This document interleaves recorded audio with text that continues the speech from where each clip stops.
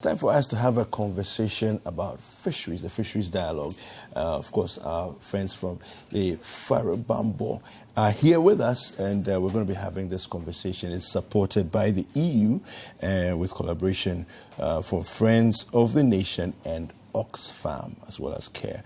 Now, Stephen Nketiah, Mr. Stephen Nketiah is with us, and he's a fisheries consultant, and also Madam Jessica Nkansah from the Ghana Standards Authority is also here. Now, Ghana is a major fishing hub in the sub-region.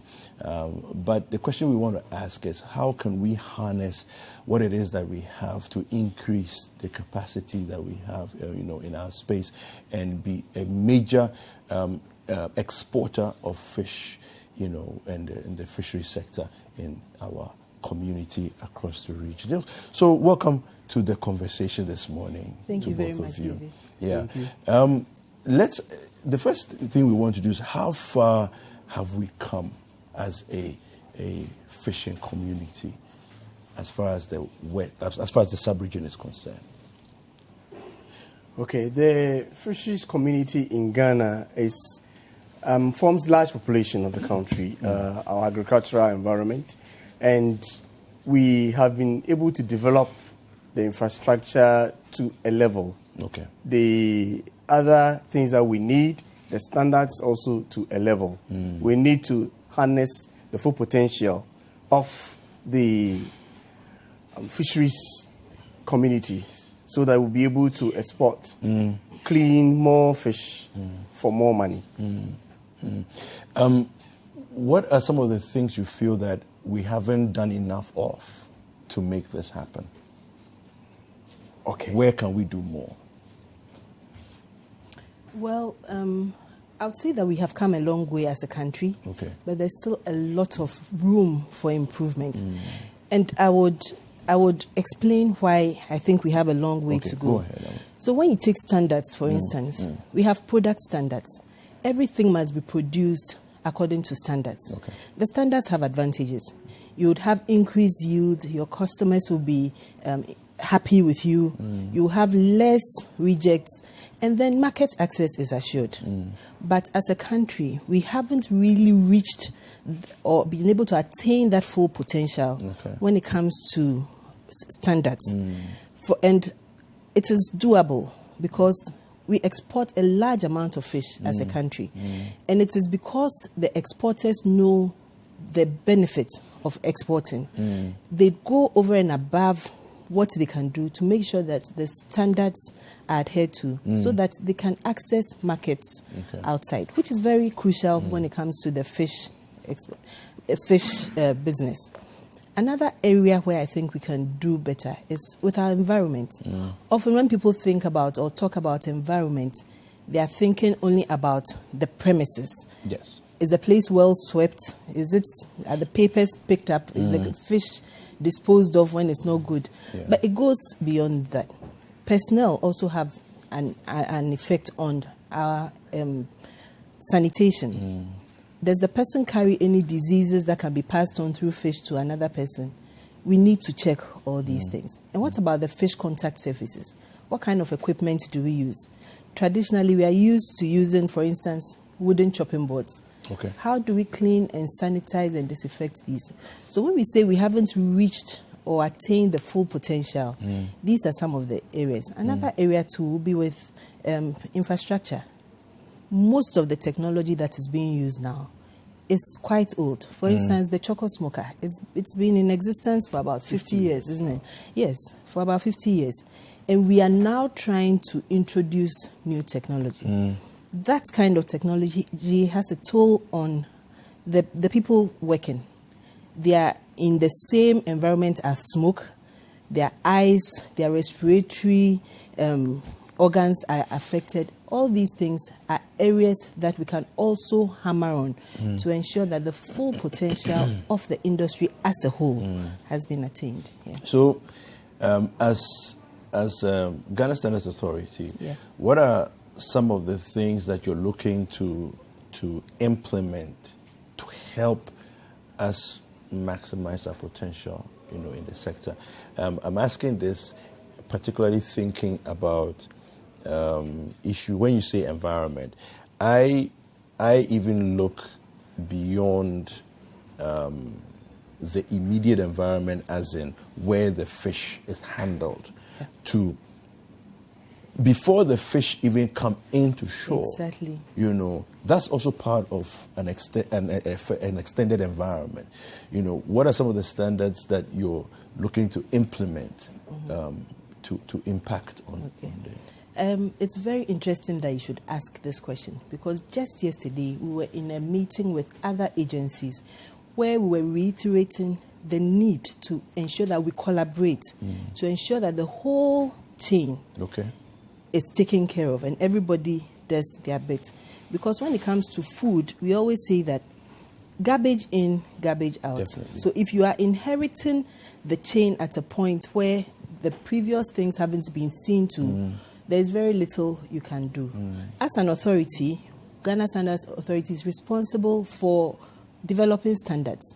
Not only standards, but also codes of practice. You know, codes of practice, they are like a set of rules which teach the people what they have to do in every profession. We develop it, we educate people on it as well. We also have an export department. And for the export department, we verify compliance and then we certify the product.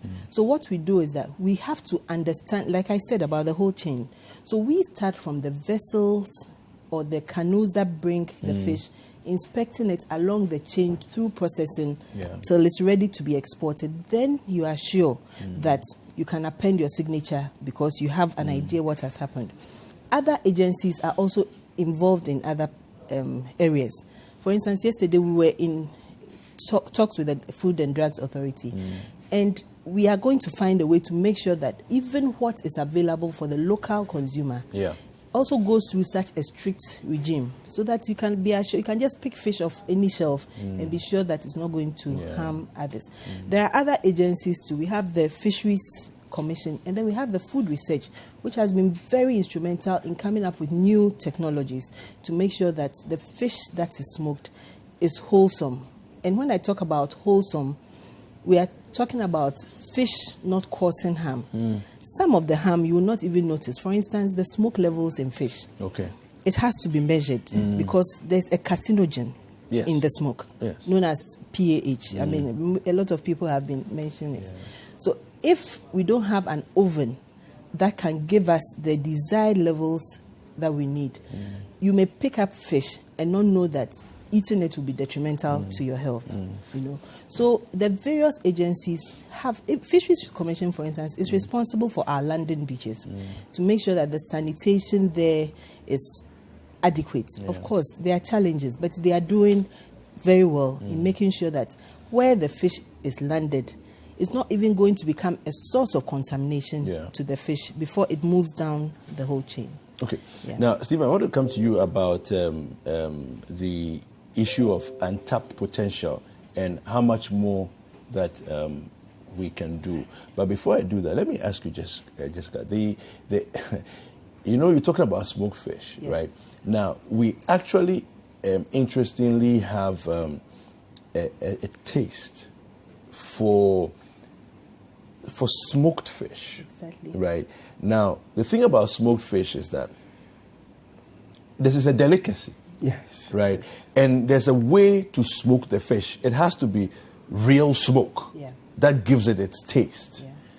How are we going to go around, you know, shifting the desire? Because that's where it all starts from. Desire leads to consumption. You know, and so what's the plan or the thinking, I should ask? What's the thinking around this, you know? So the smoke or the taste or the flavor is in the smoke. However, this smoke can be treated. For instance, it can be filtered. If it is filtered, the smoke still gets to the fish. But the particulate that causes...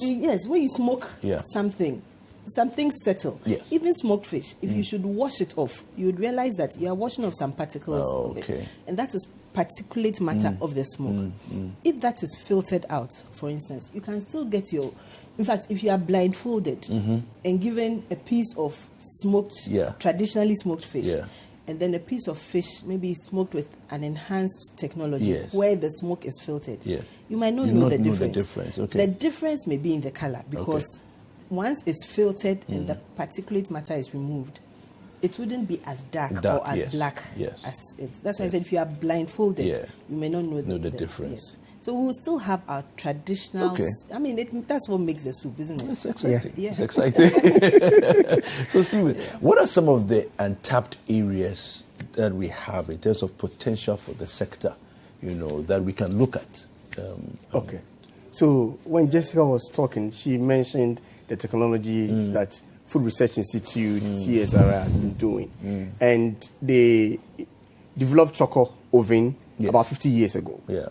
So luckily, last 2 years, they have been able to develop the Ahunto stove. Okay. The Ahunto stove is the one that has been developed with technology to burn off the wood completely. Okay. So you burn off the wood completely without the carbon monoxide, the black one.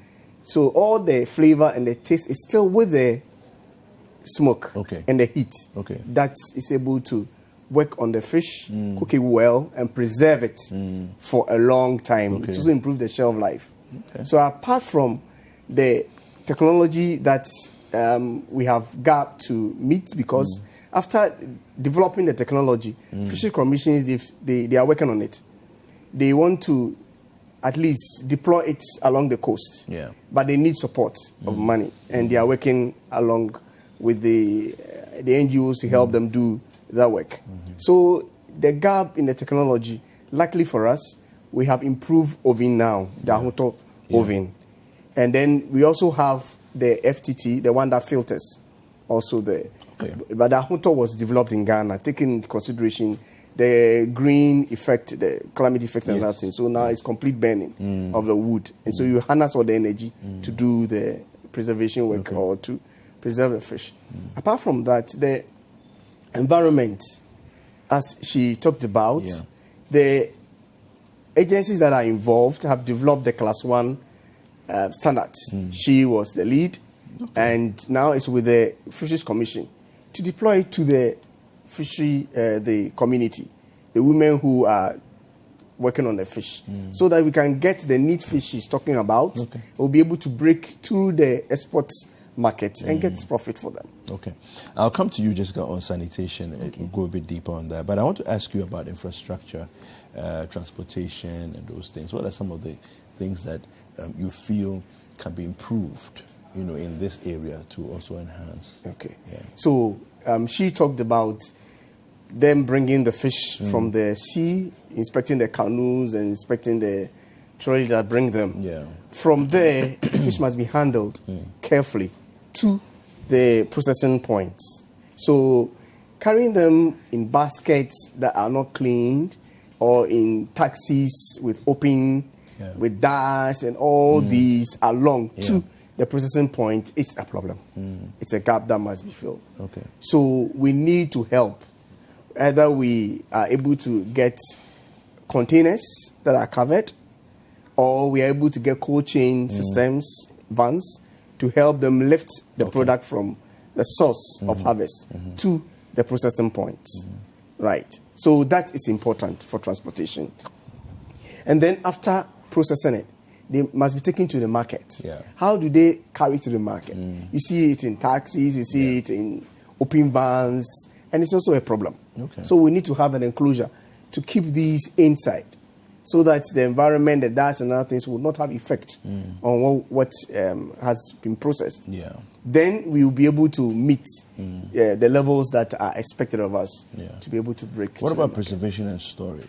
Preservation is what I talked about with the Ahunto stove, the new development that has come. Okay. So it is preserved well by smoking. By smoking. And smoking using less smoke, as she mentioned, so that you can have good quality fish. Okay. And the Ahunto stove and the FTT, the improved ovens, are now working effectively towards that. So we have now fish that is preserved well, can stay longer on the shelf life. Okay. Right, longer, so that the women who are processing them can store and sell at the appropriate time, right? They won't have glut on the market to have reduced prices and then their margins lowered. Okay. So if that is done well, then we'll be able to have those done in that way. So the preservation is very good. The storage is also has a little bit of a gap, right? They pack them. If you go close to where they store, they don't have proper managed storage systems,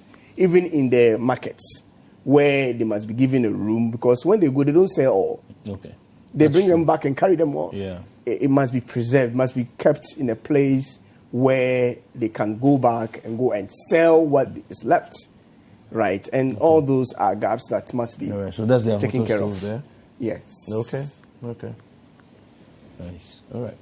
Okay, so let me come back to you just now on the issue of sanitation. Okay.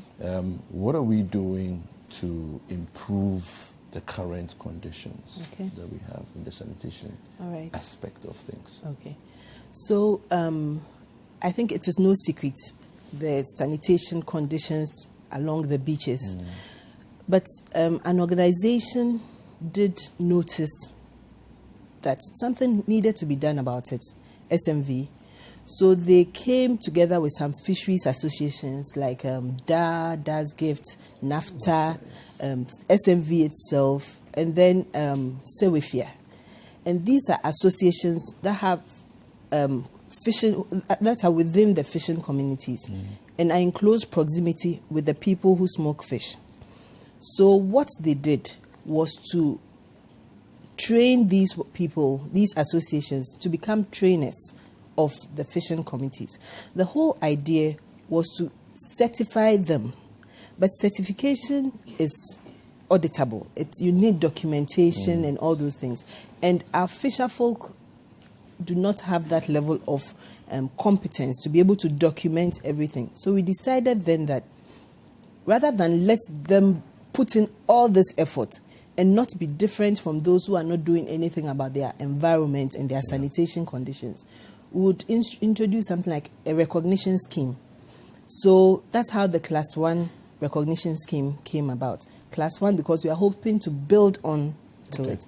So it is a standard-based process or approach where the ladies have been taught how to, we talked about sanitation going beyond the environment, how they even dress up to handle the fish, how to wash their hands.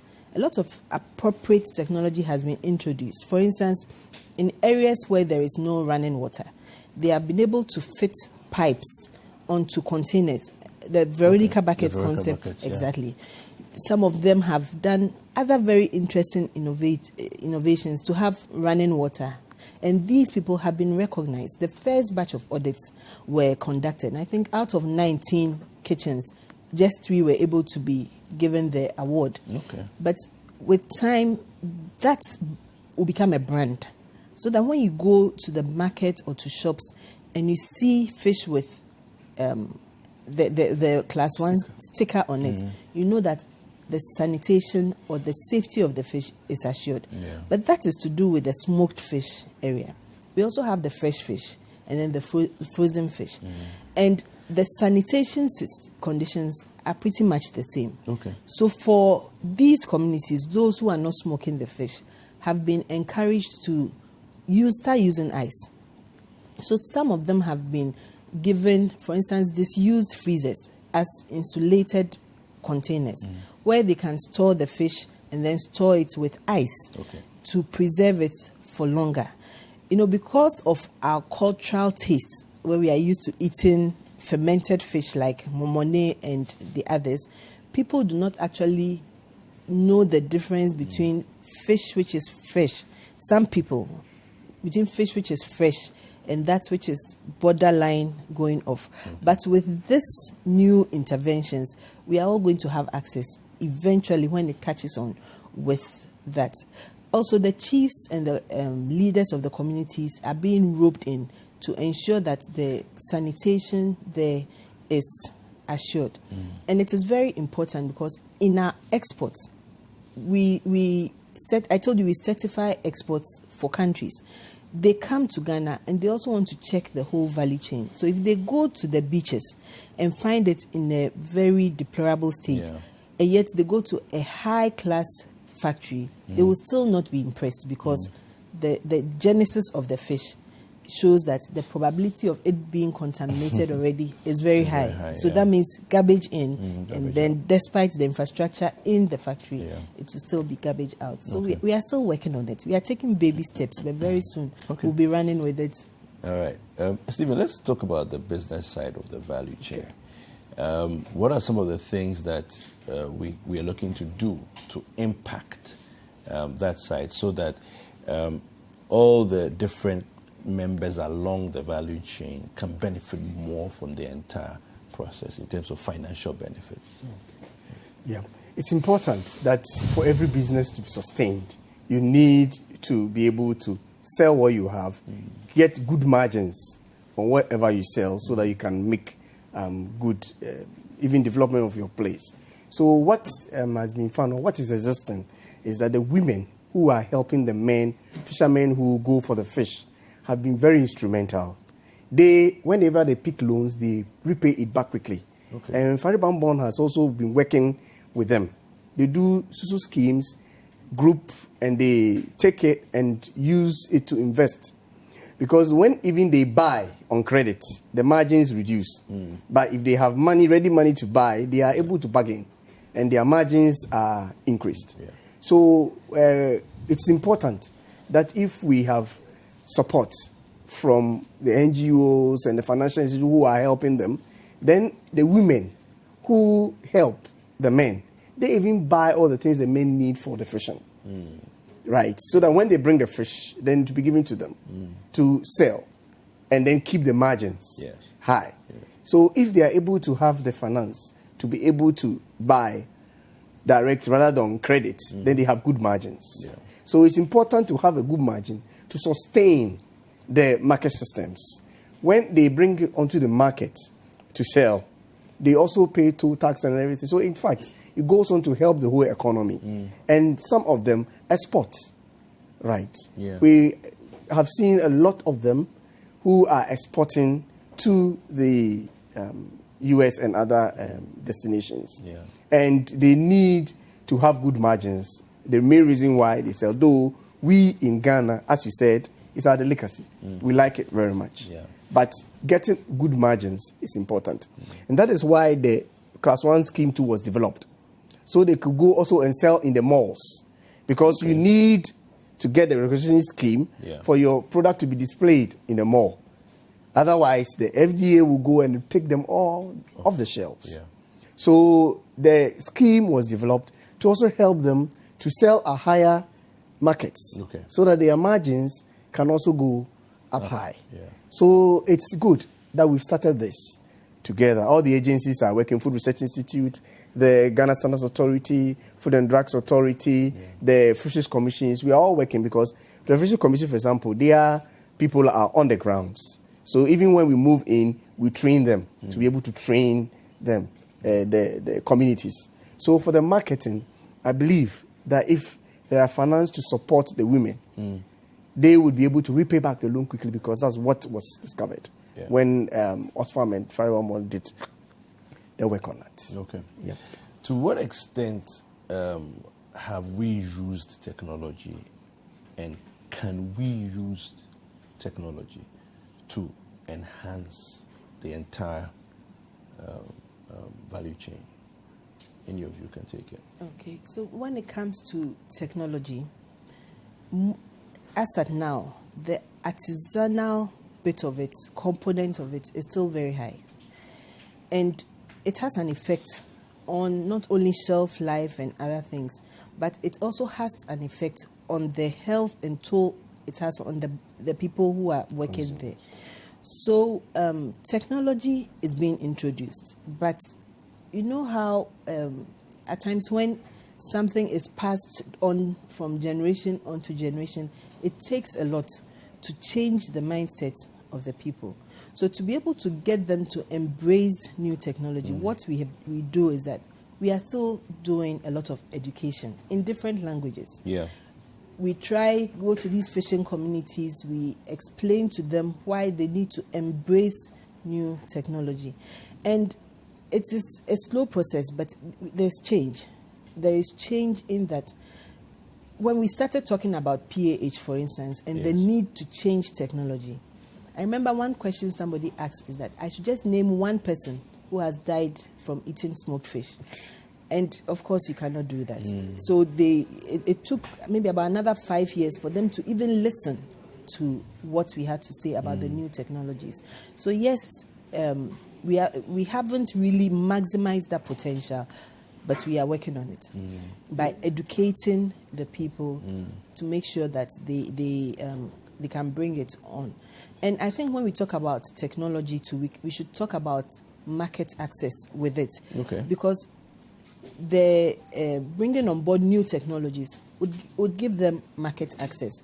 And for now, when we export any non-conforming product, particularly to Europe, it comes back to hit the country as an alert.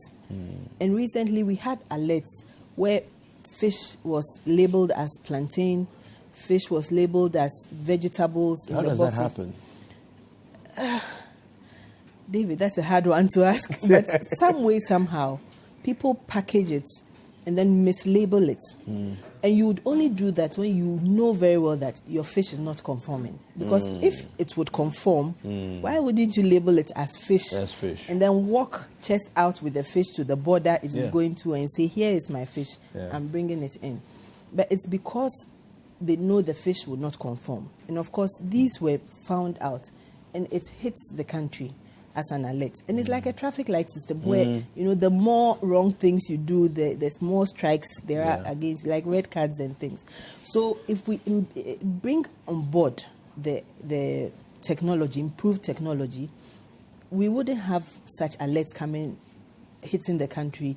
People will make... So in such a case, if it is traceable to whoever exported it, you will be fined on top. So you are losing double. You are losing the cost of the fish, the cost of freight, plus the fine. It would help people increase their businesses if they should adhere. So standards is also very key when you talk about technology. Any final comments? Yeah, the technology she's talking about is important. And of course, the development of Ahunto stove and then the FTT, all these came by trade issues that came up with the PH. So having a good technology along the value chain, as you mentioned, is very, very important. Yeah. And it's important because that will help the women to be able to meet the standards and be able to sell on good markets. That will help them get the good margins they need and profit they need to purchase the technology. Because buying the technology too is important. We were helped by USAID and other organizations to develop the technology through SMV and others. So we need that support.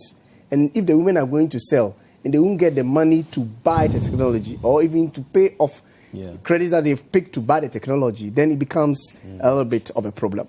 But if they are able to be helped to get the technology and they will pay back quickly and will have sanity, everything clean for us, I think it will be a good thing for Ghana. All right. Fantastic. Thank you very much. Maybe we got the labeling wrong because we also have fish like cassava fish. So maybe that's why it's now cassava instead of fish. All right. All right. So thank you very much to you, Stephen Nketiah, and also to you, Jessica Nkansah. Thank you very much. We've been speaking with Stephen Nketiah, who is a fishing consultant, and also to Jessica Nkansah, who is from Ghana Standards Authority. Hi, I hope you enjoyed the show. Do not forget to subscribe, like, comment, and share with your friends. This is Breakfast Daily on Citi TV. Join the Breakfast Daily team Monday through Fridays from 7:30 a.m. to 10. Join us for breakfast daily, only on Citi TV.